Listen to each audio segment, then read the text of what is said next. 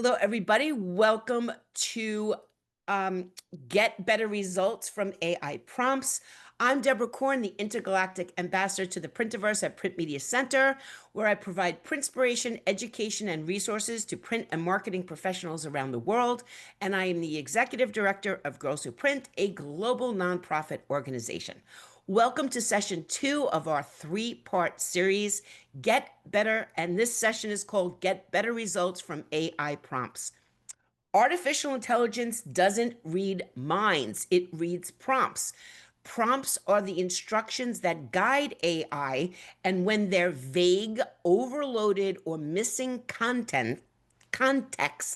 the responses can be confusing, misguiding, and incorrect. But when prompts are clear, structured, and intentional, AI becomes a powerful partner that can accelerate creativity, decision making, and productivity. Whether you're working solo or across teams, understanding how to shape your prompts is the key to unlocking consistent, reliable results, helping us to prevent Helping us to prevent prompting pitfalls is John Munsell, the CEO of Bizzuka. John has developed influential frameworks such as the AI Strategy Canvas, Scalable Prompt Engineering, and the Ingrain AI Roadmap. These tools are designed to help organizations implement AI consistently, securely, and at scale. John is also the author of Ingrain AI Strategy Through Execution, and his methods are now taught at LSU and used by professionals in business, government, and education. So, first of all, welcome back, John. We are also going to be doing a book giveaway at the end of this session. If you are here at the end of the session, you will be eligible to receive that opportunity. So, John, welcome back to the Printiverse. Thanks. And for all you who don't know me, AI is the pivot that I made. Our company's about 25, 26 years old. Um, we started off as a software company, grew into a digital marketing agency, which I sold off about 3+ years ago to focus on AI. About that time, I had hair like Deborah's, and now it's all gone. So just so you know, it's a little bit stressful. Anyway, all is good. I appreciate you guys coming. Let me share my screen. I'm going to go into some stuff here. Let's see if I can actually pull this off. There we go. Y'all can see that okay? All right. So when it comes to prompting, I mean, I'm sure everybody, if you want, you can just throw in the chat, throw in a one if you've started working with tools like ChatGPT or Gemini or Grok or Perplexity or Claude. Pretty much everybody has. And I mean, I probably should have asked you to throw in a different number, like 5 if you're really good at it and 1 if you're just starting with it. But here's the thing. I mean, if you've been playing around with it, then you know that it's really not about what you ask, it's more about how you ask it. And that covers a lot of bases. It needs specific context, it needs specific information, and it needs to know how you want it to talk, if you will, and how you want it to speak. And so when we were working with our clients and actually our team over the years, we realized, okay, there are better ways to do this than just what we call paragraph prompting. And so I went about building, I guess, a better mousetrap that would allow us to really fine tune our results. So what I'm going to go into here is not what I would call training wheels basic. So it's a little bit more advanced, but I'm not going to make it so advanced that you can't catch on. So let's just kind of dive in here real quick.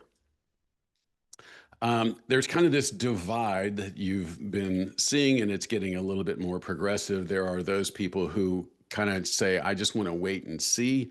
And then there are those others that are diving right in. And the ones that are diving right in are going to get so far ahead of those who are in the wait and see mode that it's going to be virtually impossible for you to catch up. I was talking with another fellow this morning on a podcast, and I was kind of likening it, those of us from Louisiana will appreciate this, but it's likening it to Them telling you a hurricane category 5 is approaching, and you got a whole lot of people going, I think it may take a turn to the other direction. And on the other end, there's a lot of us that are going, it's a 5. Yeah, I'm right. I'm going to do something, right? I'm going to be prepping for Oh, it. So yeah. you've got to be ready to go, and you've got to be diving in. And so that's what we're going to kind of get into today is how do you dive in and do it the right way? Because AI skills is really what it's all about. 79% of leaders out there, they believe that AI adoption is the key to their competitiveness, which it is. But only at over 75% of employees lack the confidence in their own skills, and only 34% of the organizations are actively training their employees. So that's making the gap even wider. So we've got to address that. So how do you address that? Well, you have to reskill or upskill your employees because the cost of replacing an employee is 7 times higher than just training somebody. I mean, you think about it, you've got an enormous investment in your employees, just getting them up to speed with your culture and your processes and your products and services and competitive advantages. Why would you get rid of them and just bring somebody in with AI skills? Because that person with AI skills probably only has 2 or 3 years worth of skills anyway. And if you could train somebody to get up to speed in 2 to 6 weeks to match anybody with 2 to 3 years experience, that makes a whole lot more sense. So what do you look for? You look for somebody with generative AI skills, and of course, some automation and integration skills is going to be the next step. But that's what I'm trying to make sure that our clients are doing. They're training their people so they're more valuable, they get more done in less time. But the key is a common framework, and that's what I'm going to walk you through today. That's what we call the AI strategy canvas. And the canvas is think of it this way, it's just a map that shows you the context that you need to provide AI in order for you to get the best possible output. It's 9 blocks. Most people, when they're prompting AI, just go straight into the request and they start asking it questions, and they ultimately figure out, it needs more information. And so they go back and forth and back and forth and back and forth. The first block is the target audience. We need to inform the AI, who are we speaking to? Who is the beneficiary of this? So if we're writing a financial post, or if we're writing an internal document, whoever is reading that essentially is your target audience. So we want to create a nice, rich, detailed description of that. Sometimes that can be a really deep document, and other times it's just what we would call a prompt stack. The next one is going to be the company. What details do we need to give this AI interaction about our company? Do we need to tell it about our standards, our mission, our values, our culture, or do we need to tell it our locations and our operational the departments, whatever? The third is going to be products and services. What do we need this particular exchange to know about our products and services, our competitive advantages, our benefits, et cetera? And then we get into context. All right. These first 3 blocks are context, but they're like what I would call mandatory pieces of context. The rest is kind of I guess I would call a catch-all. So, in terms of context, it could be that we're giving it our thoughts, our opinions, our links, or something like that. Maybe it's some samples, maybe it's some frameworks or things like that. You'll see that as we get into this. The next is going to be the role. What is the thing we're hiring the AI to be for us? So essentially, we're hiring AI to be an expert. We want to make sure that it knows who that expert is. So is this an expert financial analyst? Is it a copywriter? Is it a direct response copywriter? How deep do you want to get with that description? Because the more you give it specificity in the role, the more narrow its focus is going to be. Because you got to remember, these large language models like ChatGPT and Claude have been populated essentially with the world's knowledge.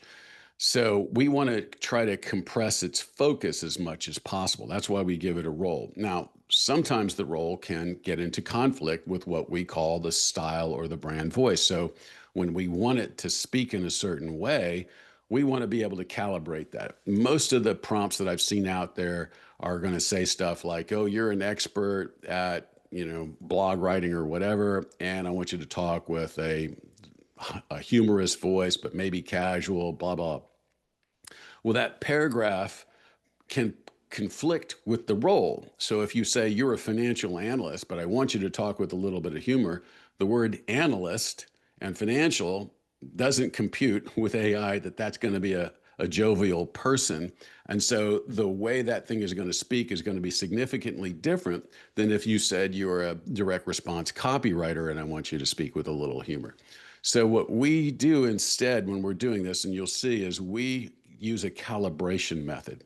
So instead of saying a little humor, we're going to actually gauge it from 0 to 10. So it knows how much humor. That way, if it gets really crazy, I'm going to dial it back a notch. I can dial it to a 7 or a 4 or a 2. All right. The seventh block is the resources. So what do we need to give it in order for it to do its job more effectively?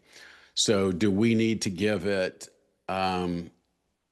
databases? Do we need to give it API keys? Do we need to give it spreadsheets or other detailed documents?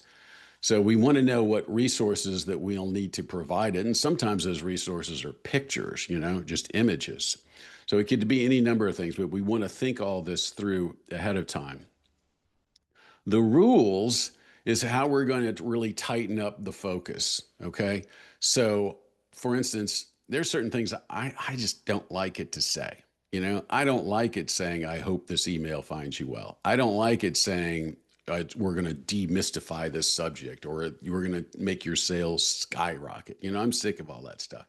So I want to make sure it doesn't do that. So I'm going to give it rules. Sometimes those rules are external. Sometimes there's actual laws that govern what we say and temper how we say it.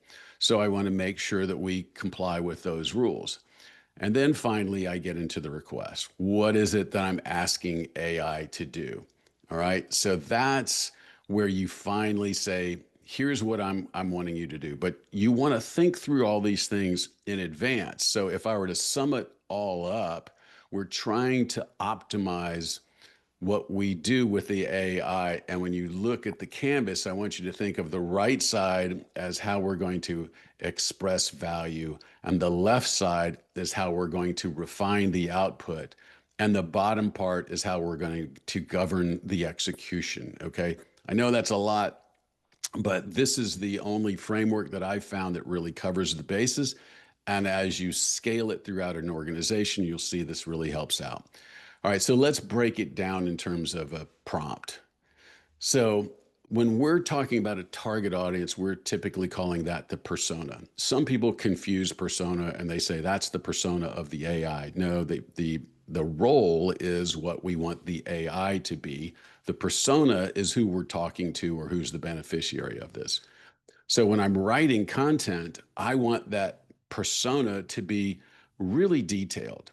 And if I'm building, and this will be the third installment next week when we get into custom GPTs and Claude projects, I want to build a really deep document of our target persona. And sometimes there will be 3 or 4. And I want those documents to be knowledge-based documents that I'm going to upload into a custom GPT.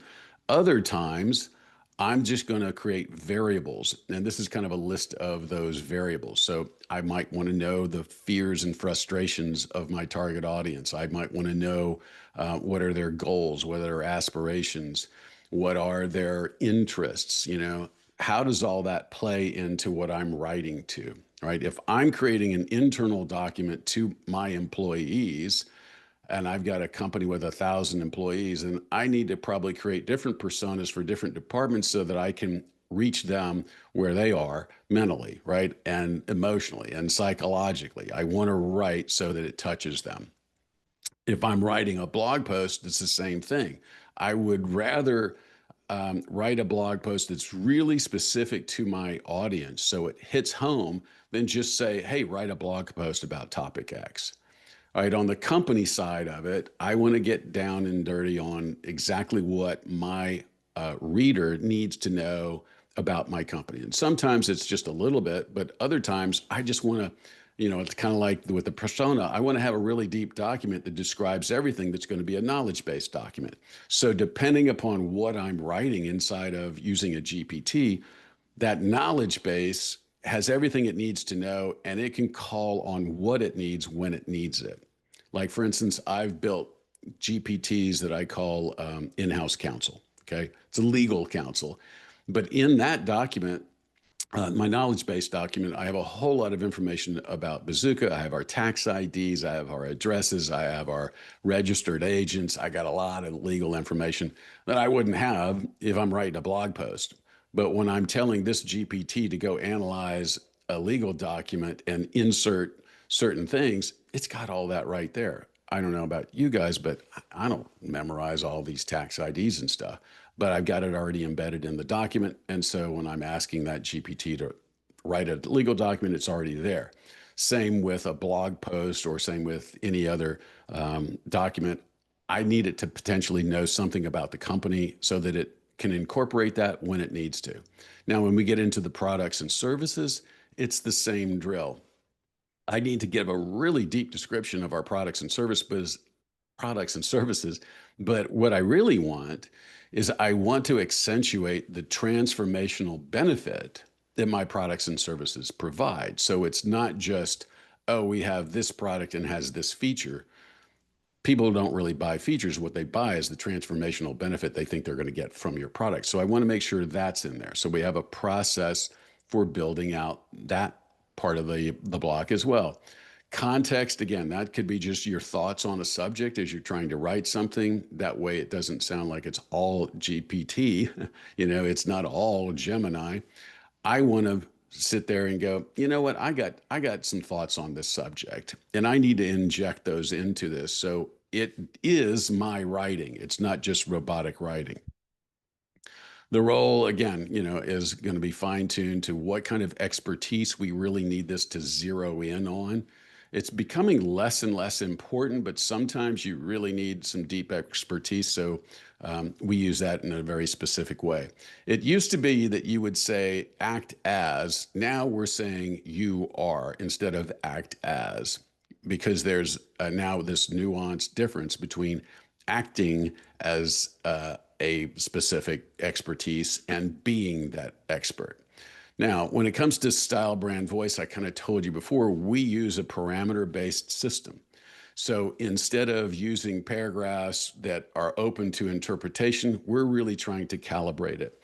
So think of it this way. I've used this analogy before, but for those of us who are old enough to have a really bad radio in the car with a couple of knobs, you had tone, you had treble and bass, and that was it. And you could just adjust those two knobs, and that was it. But then when they came out with those big equalizers, now you had sliders and you had about 7 controls, and you could control mid-range and really upper and lower and all that stuff. That's what we're trying to do with a parameter-based system. We're trying to get more control and kind of almost orchestrate all levels of sound. And when we see something off, we can adjust that numerically if need be, or we can get rid of the parameter altogether. I've identified, oh gosh, almost 100 different, you can make them up, frankly, but a bunch of different parameters. And in a typical prompt, I might only have 7 or 8. But every now and then I'm looking at how it's writing and going, I don't like the way it's doing that. I'm going to need to calibrate that a notch. And once you create this type of prompt, now it's kind of cast in stone and you just cut and paste it into future prompts. So it becomes very, very simple. So on the resources side, again, this is going to be knowledge-based documents, and sometimes it's API keys, et cetera, but you got to be thinking through what are the other documents that we need to provide to give it even deeper responses. On the rules, when we get into prompts, that's where I'm saying, look, don't do this, right? I'm giving it exclusions. And I know that you probably read in the teaser, one of the things that people have been really struggling with is how do you get AI to quit throwing M dashes in every other sentence? I mean, it's not irritating until you start reading it over and over and over again. And then you realize, okay, this is a pattern. I got to figure out how to break this pattern. So that's how we do it. All right. Now, The request is where we tell it to execute. So we assemble all of this stuff, and we're now going to tell it, here's what I want you to do. I've given you all the context and the information I can. This is now what I want you to do with it. And so we take all of that information and we stack it up, and that becomes the prompt. All right. So if you want to look at it in real, this is what a prompt would look like. And we call this a prompt stack, but each one of these things is a container. So this is going to be a container that contains information about the persona. Where it says equals, we would have a description of the persona, a description of the fears, etc. And what we teach in our program is how you can actually get AI to solve for these variables so that you don't have to do all that writing yourself. You can do it a whole lot quicker. It's actually spelled out in my book how you actually do that. And then it all rolls up to where at the bottom of it, you make your request. Now, why do we do it this way? Because I can swap this out and put something new in, and everything else holds, and I can write to a different audience, or I can write a different purpose. I could swap out variables in the style, and I could write it differently. So for instance, if I'm going to write an article and I'm going to write a press release, there are two different tones, but they might be about the same thing, right? Like when I released the book, I wanted to write a press release about the book, but the way that's written and who it's written to an editor. So the editor is the target persona, and that editor has an audience, and that audience has a need. I need to write specifically to that editor. But if I'm going to write to my audience, it's a different group. So I'm literally just changing this part of it, but everything else is the same. Does that make sense, y'all? That's how it works. Okay. Deborah? Yes, thank You're you on. so That much. means there's trouble. There's something rotten in Denmark. What do we got? There's trouble in River City. Um, well, actually, it's not trouble at all, but we just want to, there's a couple of questions that are level setting. So if we could just go back for a moment. Yeah. The first thing is that everything you're saying here is what you copy and paste into into the thing that says, what do you want to do, correct? Yeah. Okay. So that's how this information gets into the systems. The next question is this example only for ChatGPT, or does it work for Grok? Does it work for all of them? It works for all of them. Okay. Yeah. And the so what you're showing here is an example of how to create a master prompt that can be replicated, modified, used over and over again. Is that how you I mean, would? that's I hate to use that phrase master prompt because there's Okay, really no such thing as a master prompt, but I would call this um, uh, I don't a know what I framework. actually call it, but it depends on what you're trying to execute. Like for instance, if I'll show you our database in a minute, but we have prompts for 11 different types of blog posts, listicles, news jacks, etc. Each one could be considered a master prompt for that specific execution, but we're going to swap out variables depending upon who we're writing to, what the problem is, et cetera. All Okay. right. And I saw somebody say, "Oh, this master prompt." I mean, it was pitching it somewhere, and it was some kind of a master prompt. And I'm looking at it, I'm like, "That's not a master prompt. That's just another prompt." But the key is to say, all right, what are the components that I need, and how often do I need to use this prompt over and over again? Then it becomes a master prompt for that execution. Does that make sense? Like, yes, I think it yeah, makes sense for everybody. And the other word that was used is template, which I think works as well too, template works well, because yeah, we as know, well. and you could have a template for emails that you might want to adjust depending upon who you're talking to, and a template for Uh, Oh, anything. content. I mean, Yeah. okay, so the last question, and then I will get off the screen after I ask it to you, is people are asking where you store this information. I guess Mhm. if you were on the last webinar, John showed us that in his chat GPT, he's got everything just in the side where you see the searches and he organizes that way.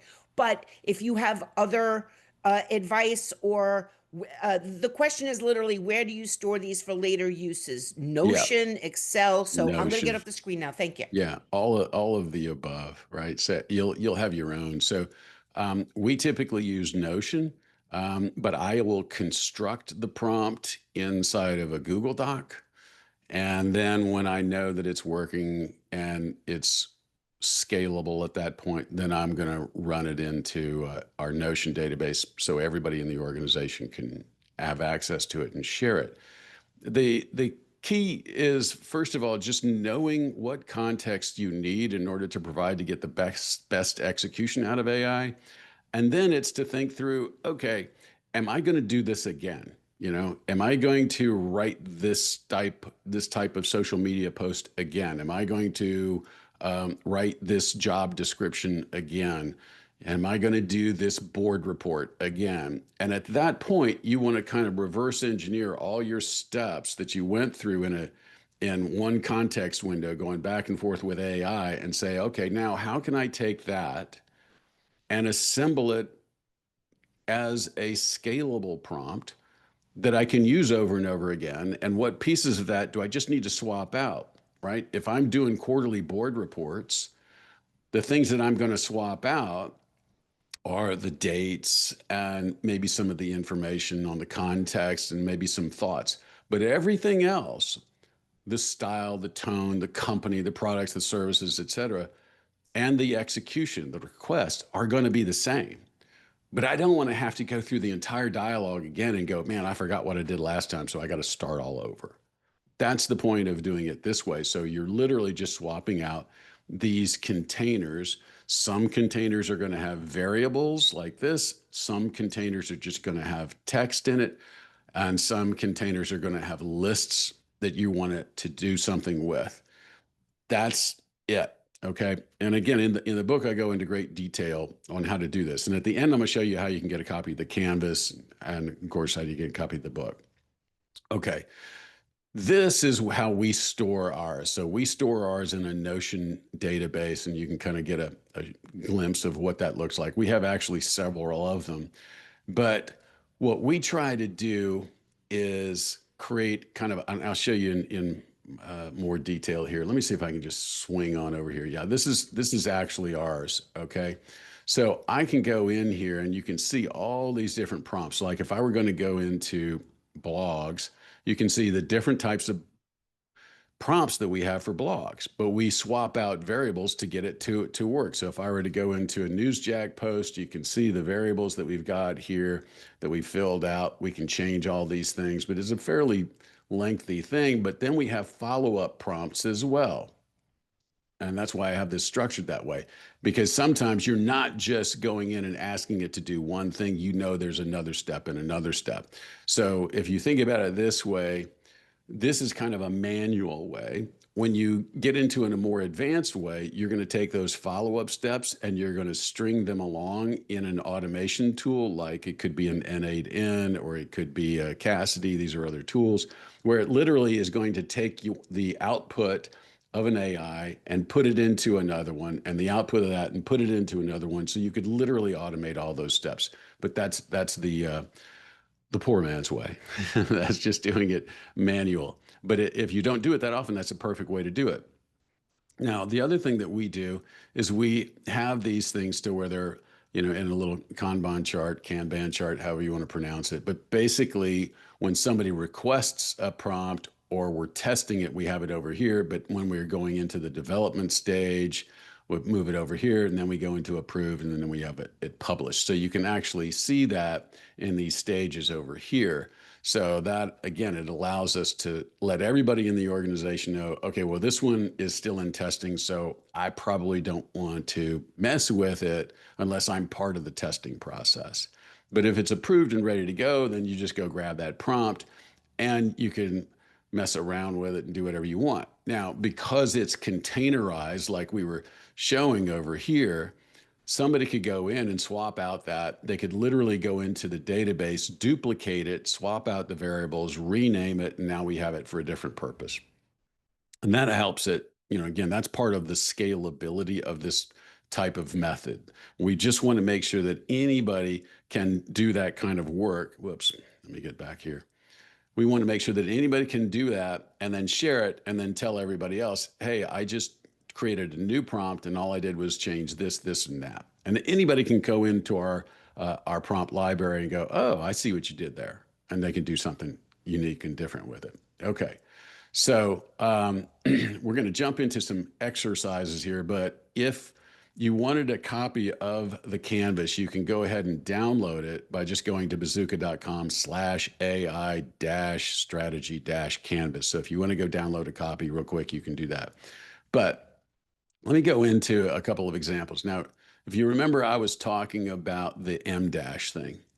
All right, so I had been troubled by this for a while, especially as I was writing the book, because I was using Claude to write the book, and when you're writing it at scale like that, some of these things just kind of go by you, and then next thing you know, you're doing a search for all the M dashes, and I found 187 M dashes throughout the book, so I had to kind of like go search and replace and manually fix all those. So I went and tested just a generic prompt that said, I want you to write a 600-word blog post about this topic just to see what these tools would do.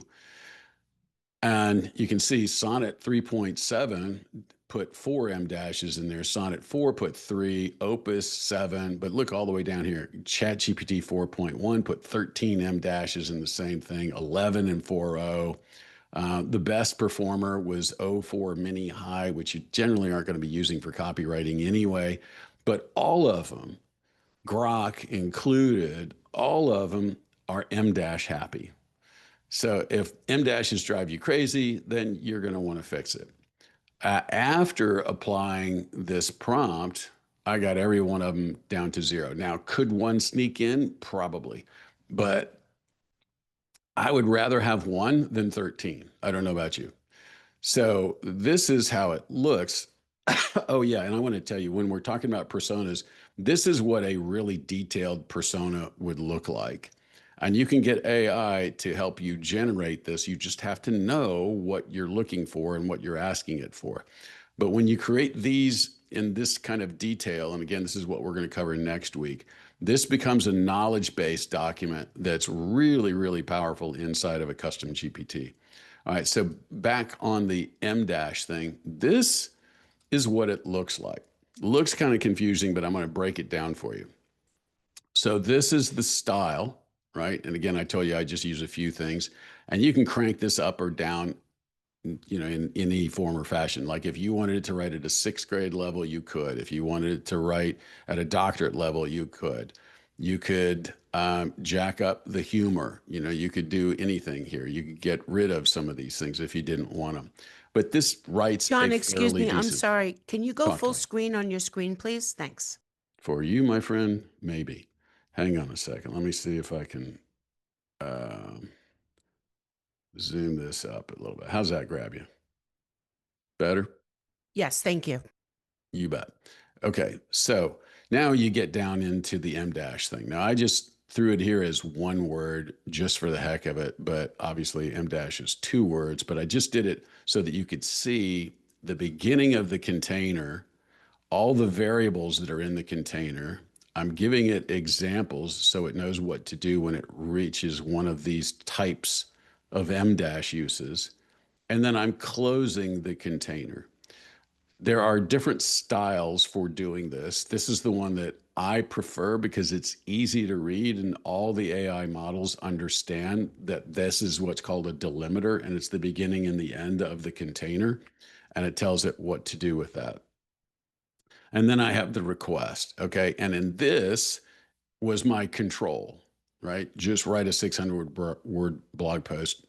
And what I did was, in order to test, I just got rid of all of this stuff. So that wasn't in there. And then I got rid of this stuff.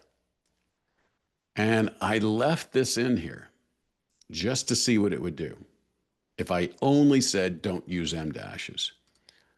And then I ran it. And that's how I got all of these. So even though I told it don't use M dashes, it still did.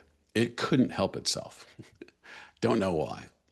But anyway, so if you look at this, here's what we've got.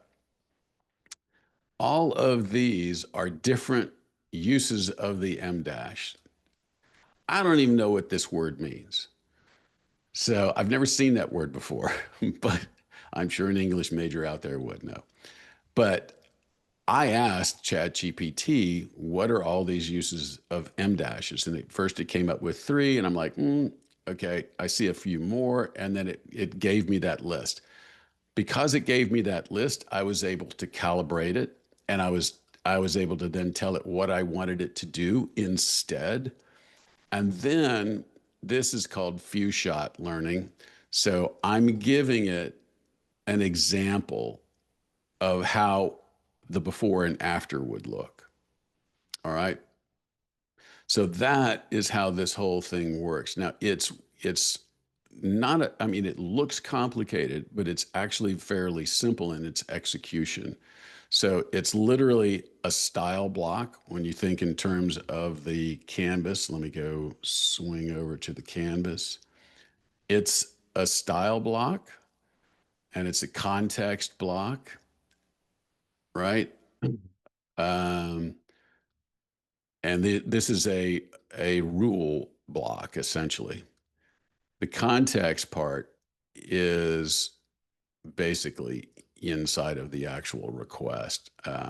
So inside of this, I'm giving it more details on what to do. So I'm using a bit of a rule block along with some specific requests to use that rule. All right.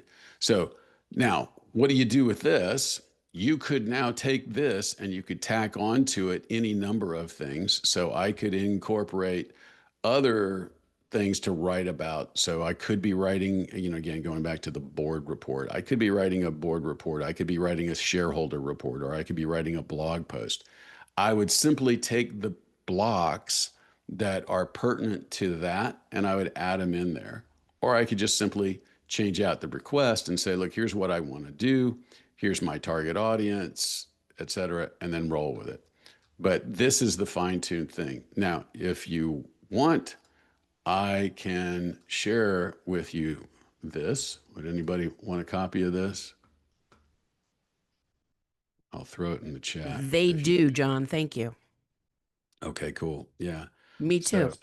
So, all right. So there's a link in the chat so you can hop on here and have at it. I see a whole bunch of people joining in the fun. So what you're going to do is you're just going to do file and then make a copy and you'll have your own copy. Okay.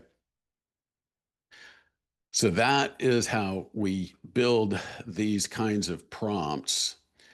And once you get used to it, it's exceptionally powerful. And like I said, you don't have to do it every single time, but when you do, it's pretty cool. So let's just take this for instance, and I'm going to do a Command A. I'm going to copy the whole thing, and let's go into Gemini, and let's just do if you, I'll show you a couple of tricks here while we're playing the game.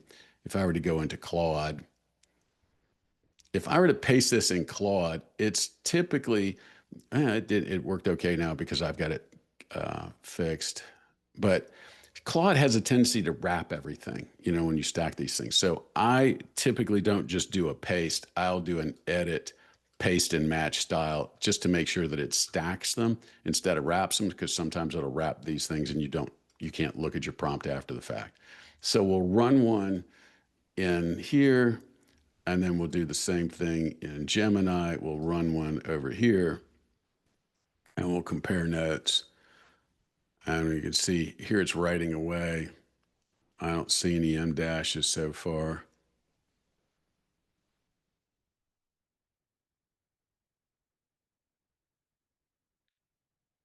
And then we're going to play around with something else. All right. And look at the difference in the style, right? This is cool. But again, I don't see any M dashes. And I have it outputting this. Okay. I just did that just to make it confirm with me that it didn't. So there we go. Now, if I were to take this same prompt and just for giggles, let's see if we can go side by side here. We'll go back into Gemini and I'm going to paste that same prompt. But this time, I'm going to go over here and I'm going to knock tone up to a 9 and I'm going to knock humor up to a 9. Now, what's that do? It just makes it more excitable and it adds a whole lot of humor just so that you can see the difference in the output. And just for giggles, I'm going to pull this over here and then I'm going to pull this one over here so we can kind of see this whole side by side. Whoops, wrong way. This one versus this one. Okay. So you see how it's doing it. Hey, everyone, I want to talk about something important, like robots and smart computers doing all sorts of crazy stuff. But have you ever thought about how AI can help you, like right now? Because honestly, I think our K through 12 schools really need to get on board with AI. All right. Now, it's not writing as goofy as it could because of the way I've dialed certain notches back. But you can see it's notably different in how it's addressing things. Let's talk about teachers. Our teachers are awesome, but they have a lot on their plate. Now, I could change a couple more parameters and I could get this thing to be super silly. And I probably have told you all that example of one of the gals who went through our training and she was building a chat bot for the ophthalmology industry. And it was for sales training, internal sales training. And she came to one of our office hour sessions and she said, John, I need your help.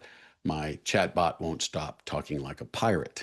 And so we looked at her prompt structure and the problem was she had gone back to a paragraph style, and she said that you're a helpful assistant and you teach people all about our ophthalmology services and how to sell them. But I want you to use a little bit of humor, kind of like that crazy uncle. All right. So the conflict there was crazy uncle. And the crazy uncle apparently made the AI think I must be talking to a child since I'm an uncle. And apparently, a little bit of humor to a crazy uncle is talking like a pirate. So the darn thing was talking like a pirate. So I said, okay, let's scratch that and let's just tell it how much humor we actually want it to use. And then it worked just perfectly after that. All right, so those are the examples. Let me see if we go back over here. You can see, again, no no M dashes in either of those. So it got rid of them. Now, if you want to really get after this, watch this. Let's go and, whoops, wrong tool.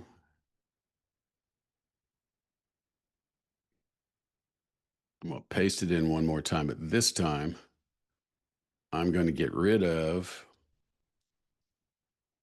the M dash stuff. And I'm going to let it do this. I'm going to just go ahead and say, don't use M dashes, but I'm just going to get rid of all that. And then here we go. So I'm telling it to use style, don't use M dashes. Now I'm using Sonnet 4. Sonnet 4 might have tightened it up a little bit and it might not use any M dashes. So we'll see. Yeah, it looks like it's actually holding up pretty well. The problem I had with this when I originally tested it is that it wasn't 100%. So sometimes it would do no M dashes and other times it would go nutso on them. So if I took this same prompt and I did this, and I'm curious what the rewrite would do.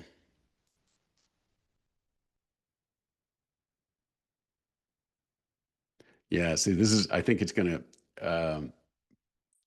got memory going. So it already knows that I don't want M dashes. Although, here we go. Here's an M dash. It just doesn't do the double thing.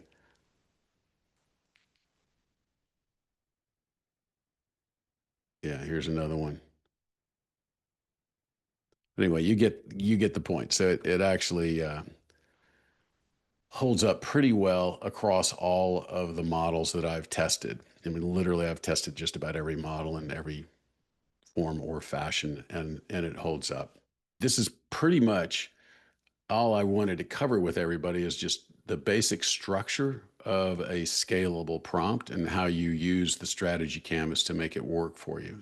Thank you so much for joining us today. Until next time, prompt long and prosper.